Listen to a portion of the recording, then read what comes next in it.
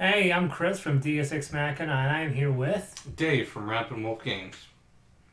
And today we're here to talk about top 5 deck building games. This is a big genre.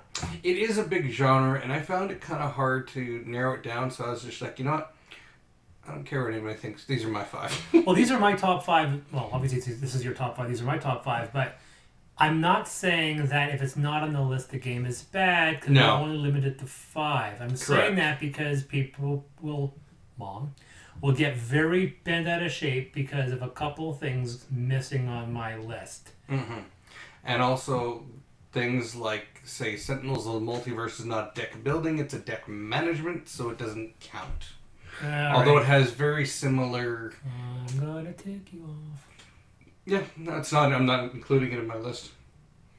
So... Because I thought that was a deck building. No, it's deck management. You have a preset deck of cards for your character. And like Ashes is not deck building. Because no, that's deck management again. Yeah, that's deck management again. Yeah. Okay.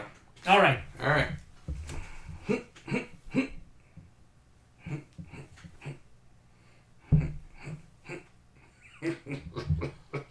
Why? Aha! I cut paper. All right. This will happen for this. Just never mind. Okay. Yeah. This is just something that happens between us. Okay. My number 5 is the only one that breaks a little bit of the mold, and that's Mystic Vale. And the reason why Mystic Vale, for those people who understand Mystic Vale, the Mystic Vale is a card builder. It's a card crafting, not card drafting. Well, no, definitely not card drafting. You have a preset deck, but you are building that deck. Now, the shtick with the shtick with that game is that you are building the individual cards within that deck. Correct. Right? So, now the funny thing is that in a game like Ascension or Star Realms, you start off with 11 cards. And if you play your cards right, you may still have only 12 or 13 cards. You're not building a deck. Mm-hmm. I played games of Ascension where the number of cards in my deck was exactly the same cards when I began because I was able to shred off all the old ones. Mm-hmm. So you're not about building a big deck. It's about changing the composition of that deck. And that's exactly what this game is. But instead of just buying cards and adding it to your deck and then hopefully getting rid of the bad cards, you have 20 fixed cards, 20 or so, 20 or 30 fixed cards, and then you slip little cards in these little large plastic ones so that they do more things than normal. And I think that is still within that definition of a deck builder, and I consider it one of the best out-of-the-box thinking when you break completely out of the mold of deck building. And I know that they have another game. What's it called? It's called Age of Darkness. Yeah. Right? Edge of Darkness. You knew exactly what I'm talking about. Because Edge of Darkness takes the basic mechanics of Mystic Vale and makes it better. And once he makes it better, puts a gigantic framework of another game on top of it. Yeah, I didn't back, and maybe I think I should have. Yeah, it's coming because I did back it. I didn't include Mystic Vale because it is one of 2 card crafting games. So I don't count it as a card drafting.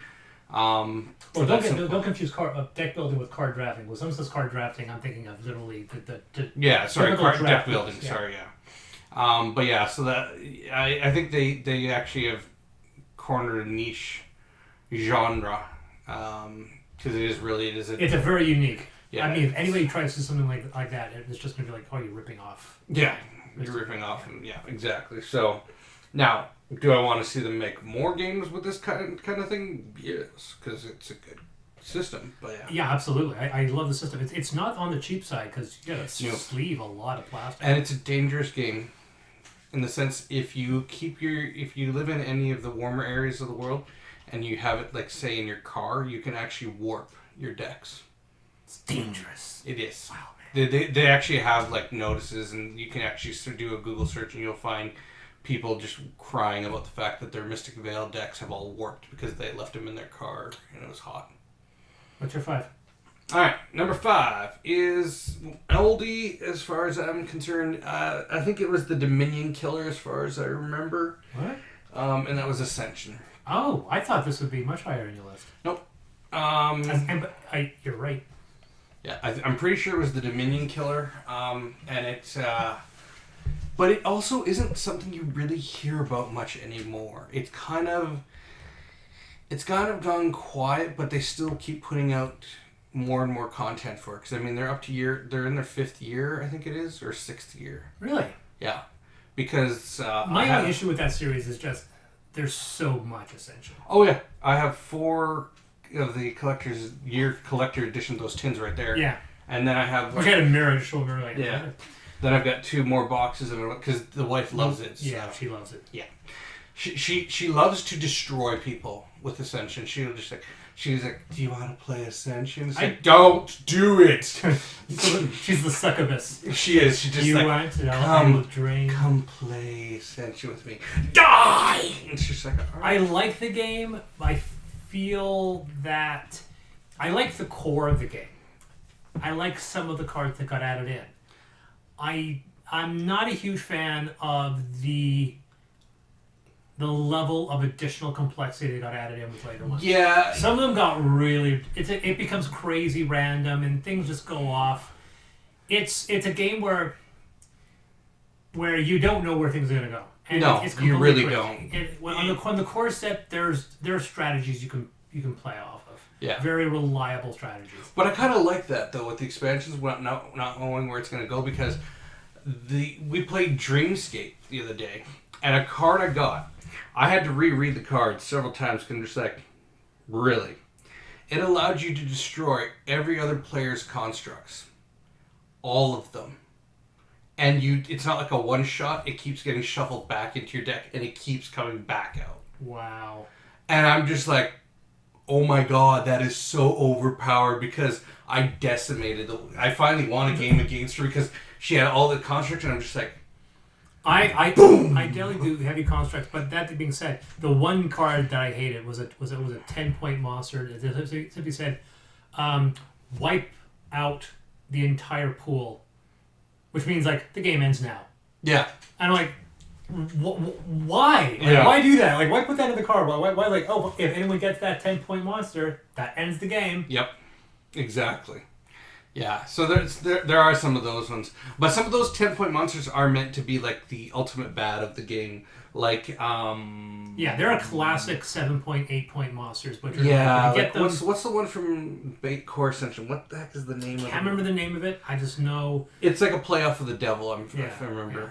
Is it Samhain? No, actually, there's a one lovingly. I know that it's supposed to be random, but have you ever played the digital version of Ascension? Mm-hmm. And if you play with certain expansions, which includes the 7 and 8 big bosses, for some reason the 7-point monster and the 8-point monster always seem to come out within 2 cards of each other. I've played thousands of games of Ascension online, and it's shocking by weird coincidence they're always within 2 cards of each other, which means they'll always end up on the flop at the same time. Which means it becomes a race. Whoever gets that 7 will get that 8 because that ability allows you to kill another monster. Yeah. So yeah, that's I got your number 5, Ascension. Now Ascension, I will admit, it's not on my list. It was probably 6 or 7. It just didn't make the cut. Yeah, it's the better, but I wouldn't call it the minion killer because although they're all deck builders, Dominion is a very different format. Ascension is the Star Realms killer. Yeah, and you know, the thing I don't like about Dominion is I remember playing a game with someone where he had a turn and basically he pyramided, like it was huge, the pyramid of cards that cooked off. And we sat there for 5 minutes while he played his turn because he just kept cooking off more and more cards, and it's just like that's one thing about Ascension. I played Ascension with a 100 limit just to see these big games, and thankfully if you play digitally, the rounds are a lot faster than if you were playing the cards manually. Yeah. And there have been situations where I've really put out 48 cards in one turn just because there's so much card drawing in Ascension. Yeah. So that's your number 5. Yeah, it is my number 5. My number 4 is, like I said, I'll say Ascension is a killer for Star Realms. It's better than Star Realms. I like Star Realms as thematically more, but I don't like its rules more. I prefer Ascension's rules to Star Realms' rules. Well, one's a two-player game that's been bloated into more than 2 players, and one was designed for more than 2 players. Yeah. So my number 4 is what I think is the Dominion killer, which is Xenoshift. Okay. Because Xenoshift is functionally identical to Dominion with one specific thing, other than the thematic shift to a sci-fi setting, is that it's cooperative instead of competitive. Yeah, and it's like super uber cooperative to the point where it's just like, you don't have a card here, let me give you a card. And you don't get that card back. There's Dreadmire and Onslaught. Mm-hmm. I don't know whether or not I like, because there are a couple added rules that Dreadmire, with weather. In. Well, there's the weather, but they also played around with the base soldiers. They flipped some of their abilities around. Yes, they did. Yeah. And they also gave you the ability to make the game a bit easier. Which isn't a bad thing. Which is not a bad thing. Because that game is super freaking hard. I generally will play with the easier rules. Yes. Just, I also say that if you're playing with 2 people, play with 4 sides. Because the more people... Because once again, it's cursed by the same thing with if you have more players or more cards and more things to play around with. Yeah. It is supremely fun, but the level of cooperation is just fascinating. Yes. The fact that I give you a card, but that card's now in your deck. Yeah, and I don't get it back. And you don't get it back. So you're helping other people, and you're trading your equipment that way. And literally, because their life is your life, if they go down, you're dead. So because you see that so many times where it's like somebody was like, "Yeah, I got myself all beefed up. I got my 4 beefed up soldiers," and then you look across the table, some guy's got 2 militia. You're just like, "Oh, we're dead." Yeah, you know that. You'll know that ahead of time. Like, oh, okay, this is your side's not doing well. Let's hope you don't get the. Oh, you got the boss. All right, so we're all gonna help you now. Yep. So because we can't afford to have that much damage go through to the base. Exactly. I love the asymmetric abilities of the characters. I think it's a really fun game. It is difficult, but there are ways to make it really easy, which they have endorsed. Yes. There's a great digital version of that one as well. But Xenoshift, probably one of my favorite cooperative deck builders, and it follows the same format of Dominion with fixed stacks. And absolutely love it. That is Xenoshift. Pick a one, Dreadmire or Onslaught. Yeah, I have to agree. And honestly, that one I felt like when I play that game, I just feel like I have a better experience. Everyone walks away from it just feeling better about it than if playing any other deck builders, because it is so cooperative. Because at the same time too, everyone is feeling every hit every other person is taking, because you're just like, oh. And when you win a round, and like it is like victorious. If you manage to mitigate the enemy draw in the first round and you end the first round ahead, you're like, oh, we got this. Because if you end the first round and you took a real kicking, you're like, oh, this is going to be a grind. And you start that first round, we survived, this is good. You can create this inertia, so by the time you get to the last turn, you're like, oh, we've got this. Yep. Even though the last round's monsters are so powerful, you're throwing down these giant mechs, you got these big guns, you're like, oh, we've got this in the bag. Nope. No, the funny thing, but it's true that sometimes the monsters can be really tricky and sometimes they can be really powerful, but I've seen that if you end your first round ahead, the game doesn't have that ramp up hatred that some cooperative games give you. Yeah. You end the game like, if you can keep ahead in round 1, you have a better chance of keeping ahead in round 2. Yeah. And if you're doing that and you can keep staying ahead of the game, then if you get to round 4 and you have a surplus to the point that you can fill your rows, you can fill your combat, and you have some cards in your hand to make yourself even more powerful, you can feel confident. So once the monsters hit you, they'll be tough. But you can get them, and you're like, we did this. We earned every round. Yeah, you do. No die rolling. No, that game, you feel like you earn every single kill you make in that game, because you lifted up a couple notches. Yeah, it is an amazing game for the simple fact of it does fall into that trope. So now the bet is which number is Xenoshift on Dave's list? 4, 3, 2, or 1. It falls into that trope of the game that's hard for the sake of being hard, like, which we hate, but by the same token, you can win it, you just haven't. That's the thing I find with it, is like, I know I can win it, I just haven't got the right combination that being said, win it. I don't know how people play that game on its hardest difficulty. I have no idea. I don't know how people do it. I think they do that as like, look, this is your health, easy is 40, 30, 20, and it's like, we don't know how you do it, but here's the hardest difficulty for those people who are masochists. Yeah. Right? So that's my number 4 pick. All right. That is Xenoshift. So my number 4 pick is Xenoshift. I knew I was gonna make the bet that's like, this is your number 4, isn't it? Because you're like, he's gonna take the rant now so we can get it over with. And so that's pretty much it. So we'll throw it back over to you for 3. Yeah, Xenoshift is a great game. It's too bad there hasn't been a lot of attention. No. Because it was the first one, Onslaught, which is what I owned. You own them both? I own both, yeah. Onslaught and Dreadmire, yeah. I actually haven't played Dreadmire. I know what they do with Dreadmire, and I saw the altered rules, and I incorporated those altered rules into Onslaught. And I say I definitely enjoy what they did. I haven't played with the storm effects, but I never play with the storm effects. I think there is potential to improve that rule set. Mm-hmm. So I hope that someone returns to it, which I know is difficult because that company is renowned for like big miniatures, big bombastic boxes. And you're like, we don't have room in our portfolio for a minute. It is kind of interesting that it's a CMON game. Yeah, it's a CMON game, and it costs like $40, and there's just miniature, and there's just cards in it. Yeah. Well, depending on where most places will have it for like 60, 70, but if you know where to look, you can get it for free. Yeah, exactly. So back to me again. For number 3. For number 3 is a game which is better than every one of these games is better than something. I find Xenoshift better than Dominion, so obviously Dominion not on the list. Another game that's not on the list is the Harry Potter deck builder, because Big Book of Madness is a better game. Harry Potter is a fantastic IP, and I find the Harry Potter deck building game really, really fun. And I would put it probably 7 or 8, maybe 6. Okay, good. It was like that better not be your number 3, because good God. What, Harry Potter? Yeah. No, Harry Potter is not on this list because Harry Potter. I like the idea of Harry Potter. I like the idea of Harry Potter introducing you to mechanics. The movie one game is very basic. You burn through it, it's easy. But everyone becomes a cakewalk until you get to movie 4. But you never feel any different or more powerful. Every year I forgot all my stuff. I wish they had carried your abilities over. Because it makes no sense. Yeah, and in movie 4, then at movie 4 the characters change and you get a bit more powerful, and then you add more mechanics. And I liked it, but then they introduced that monster expansion, which ruined the game. Yeah. But Big Book of Madness is simpler, it's cheaper, it's a very similar idea. It's a very compact deck builder. Mm-hmm. It's small, it's magic based, it's thematically, it's very similar to Harry Potter. It's not easy at all, but I enjoy the heck out of it. It's a deck builder, but the decks are very tiny because it uses mini cards. Mm-hmm.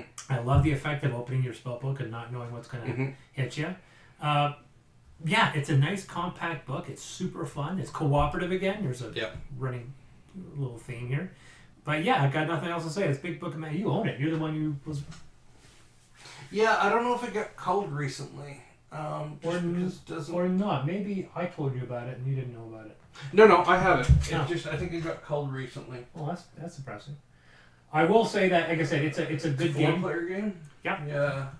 And it should be right about there. So it got culled. Yeah. Yeah, it got culled. Too bad. Like I said, I find the game really enjoyable. I think if you want to, if you like Harry Potter, then get the Harry Potter game. But no, even if you like Harry Potter, don't get the Harry Potter game. I think the Harry Potter deck building game is probably, unfortunately, the only good Harry Potter game on the market. But even then, it's just... And you can get it, and because it's being mass-produced by that company, you can get it for like $45. It's super cheap. Yeah. Big Book of Madness, however, is just mechanically better. Yeah. So that's my number 3 pick, Big Book of Madness. Fair enough. My number 3 pick is Legendary Encounters.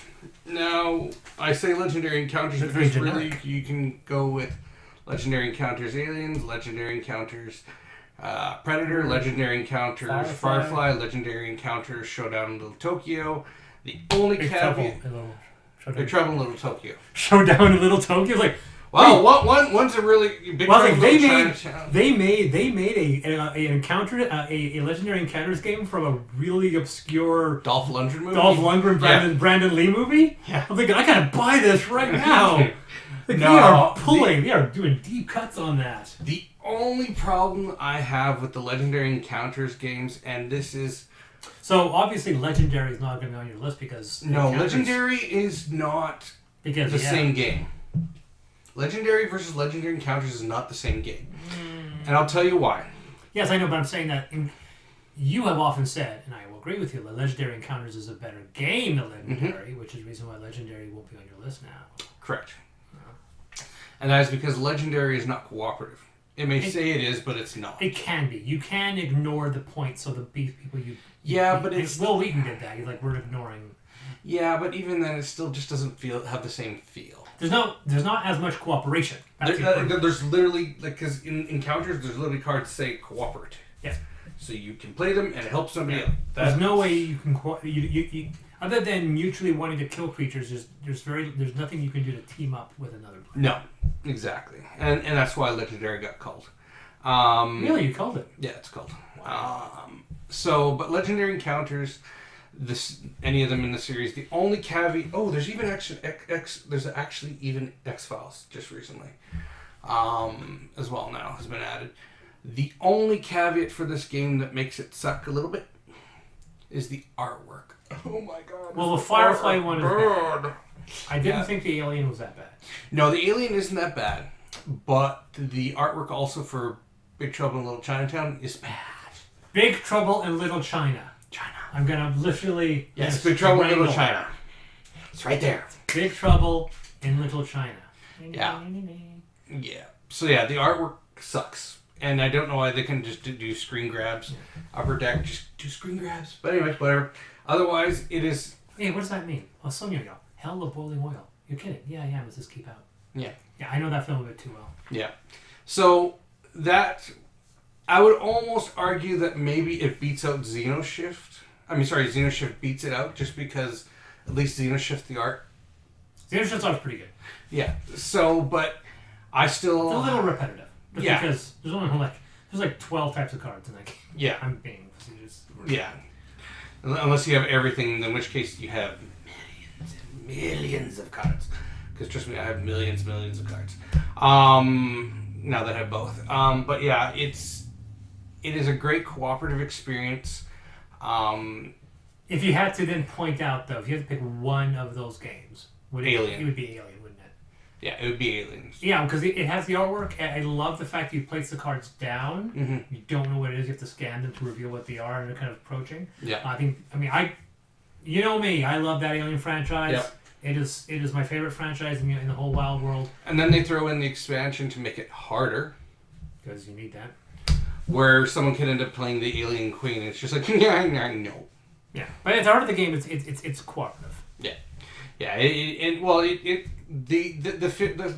good thing with that game is it can be both, because if someone gets the chest burster and you don't deal with it, then they become the... I know you do, but it's still... I love the game, but I hate that rule. Yeah.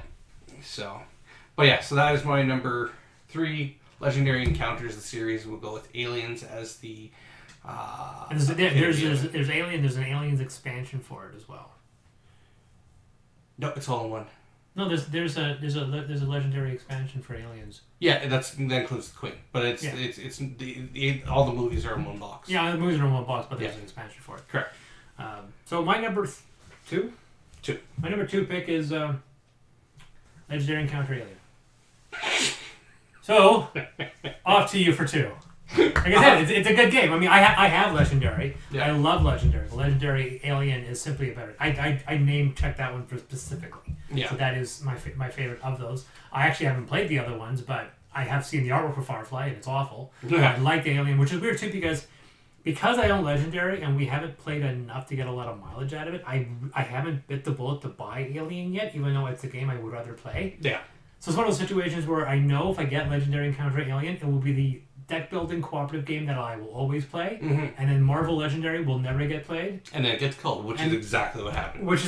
Problem is I don't want to cull it because my fiance won't let me cull things, so I don't want to get another reskinning game that's got better rules.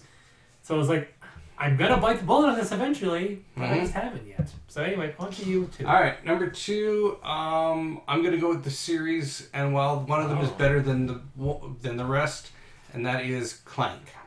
Oh, Clank. Because it's a deck building dungeon crawling game. I like Clank. I prefer Clank in space. Yeah. But Clank, they have actually released a lot of stuff for it, which has now morphed the game so much that I haven't even had a chance to unpack and play with it here. Yeah. I like the idea that the whole point of Clank is like it's a deck building, and it's also got push your luck because you're pushing. At some point, you got to turn around and head back out. Yeah. Exactly. Can you do that before it runs out? Yeah, and it also you may not be the one with the most treasure, but if you get out and everybody dies, and then it's just like it don't matter because I got out. I can't remember who won the last game.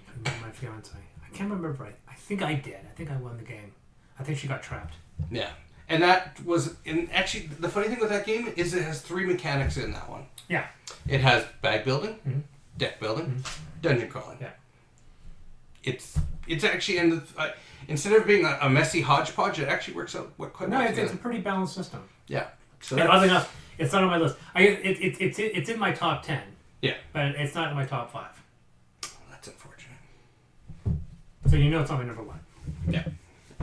All right. Rapping Rock. Yep. You're not going to expect my number 1. You're not going to expect it. It's going to come out for you from the side. Suddenly, there it is. My number 1 is not a game that a lot of people are going to think about. Probably not. Because it's not Ascension, it's not Star Realms, it's not Clank. It's a game that doesn't get a lot of attention, but I think it's probably the coolest deck builder that I've seen. Okay. It's Super Motherload. No. You don't like it? Or I haven't played it? I haven't played it.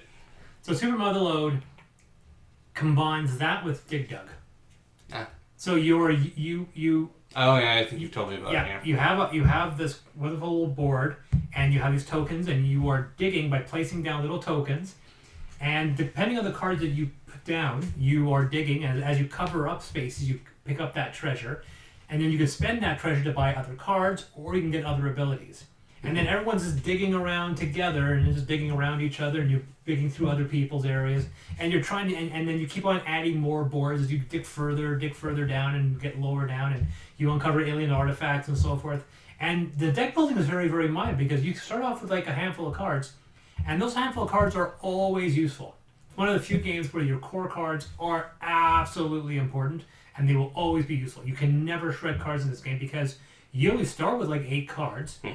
Right? You'll get maybe another half dozen, maybe more. That's it. Like, that is it. It's a very minor deck builder, even though deck building is absolutely critical. But I love the everything going to, and then you get points and so forth. But just that added mechanic, talking about Clank.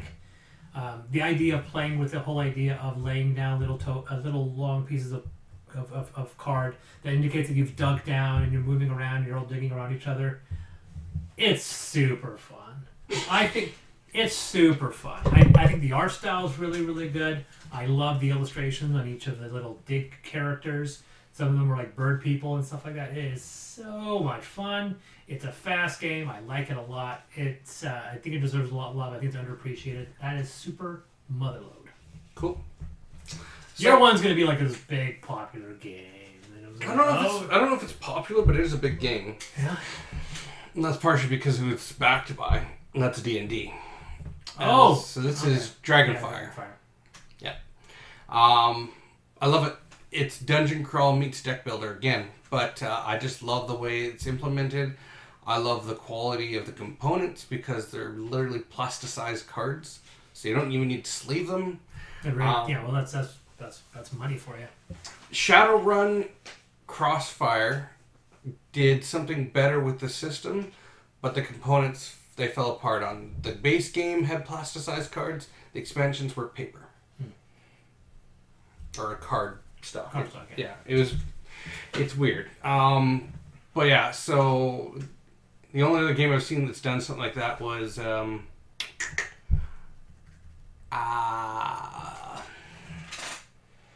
of the Underdark. Yeah, which I have played. Yeah, and the expansions have different quality card than the base game, so you end up having to sleeve. Dragonfire is definitely a good game. It's not in my top 5, but it's a good game. Yeah, I think it's one that gets overlooked a lot. Part of the thing that I really enjoy about it is the expansions that they released with it. You can actually on their website find like a map of the Sword Coast where all of them take place, so you actually can track the campaign, and each of the expansions is part of that journey on the campaign. Right. So I find that kind of interesting because it just adds a little more lore to the whole thing. So it's kind of a fun thing. So that's my number 1, Dragonfire. I mean, it's a good game. I mean, it's a good game. It's just one of those things like, oh, I'm going swinging my member around. Yeah, well. Super Motherload is an inexpensive game. It's like $40. Yeah, Dragonfire is not inexpensive. No, it's not. Yeah. I actually haven't played it. Oh, that's unfortunate. I've known a lot about it, but I haven't played it. Yeah. All right, so that's my number 5. Number 5, Mystic Vale. Number 4 was Xenoshift. I almost had Paperback. Paperback almost made the list. What? Paperback's a good game. 3, Big Book of Madness. 2, Legendary Alien. Number 1, Super Motherload. So, my number 5 is Ascension. Number 4 is Xenoshift. Number 3, Legendary Encounters. Number 2, Clank. And number 1, Dragonfire. All right, I've been Chris. I've been Dave. Remember, the rules are just a suggestion. Play the game how you want to play it. Oh, I like that. Very well. Mm-hmm. Wait, Beth